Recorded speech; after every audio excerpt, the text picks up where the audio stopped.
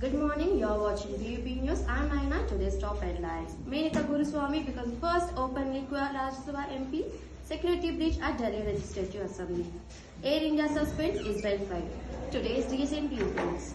Menaka Goswamy took oath as Rajya Sabha MP, marking a historic moment. A car breach at Delhi Legislative Assembly led to tightened security. Air India has posted Israel flights due to tension. That's all for now. Stay tuned for more updates. I'm Nana. You're watching BUB News. ಬೆಳಗಿನ ಶುಭೋದಯ. BUB ನ್ಯೂಸ್ಗೆ ಸ್ವಾಗತ. ನಾನು ಸುಧಾ. ಮೊದಲಿಗೆ headlines. ಕೋಟೆ ಮೇಲೆ ಯಾರ ಬಾವುಟ? ಉತ್ತರ ದಕ್ಷಿಣಕ್ಕೂ ಜಗಳ ಹಚ್ಚೋ ಕೆಲಸ. ಸೋಲಿನ ಸುಳಿವು ತುತ್ತಾಗಿಯೇ ಕೇರಳದಿಂದ ಸಿಎಂ ವಾಪಸ್. ಕೈಗೆ ಗ್ಯಾರಂಟಿ ಬಲ, ಭಂಡಾರಿ ವಿಶ್ವಾಸ. ವಾರ್ತೆಗಳ ವಿವರ.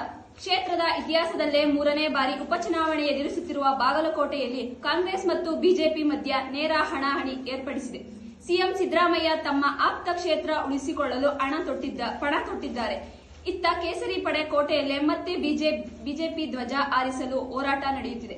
ಶಾಸಕರಾಗಿದ್ದ HY ಮೇಟಿ ನಿಧನದಿಂದ ತೆರವಾದ ಬಾಗಲಕೋಟೆಯಲ್ಲಿ ಮತಕ್ಷೇತ್ರದಲ್ಲಿ ನಡೆಯುತ್ತಿರುವ ಉಪಚುನಾವಣೆಯಲ್ಲಿ ಕಾಂಗ್ರೆಸ್ನಿಂದ ಮೇಟಿ ಪುತ್ರ ಉಮೇಶ್, ಬಿಜೆಪಿಯಿಂದ ವೀರಣ್ಣ ಚಂತಮಠ ಸ್ಪರ್ಧೆಗಿಳಿದಿದ್ದಾರೆ. ಕಣದಲ್ಲಿ 9 ಅಭ್ಯರ್ಥಿಗಳು, ಇಬ್ಬರ ನಡುವೆ ಮಧ್ಯ ಫೈಟ್ ಜೋರಾಗಿದೆ. ವಾರ್ತೆಗಳ ವಿವರ ಮುಕ್ತಾಯ. ನಿರಂತರ ಸುದ್ದಿಗಾಗಿ ವೀಕ್ಷಿಸಿ BUB ನ್ಯೂಸ್.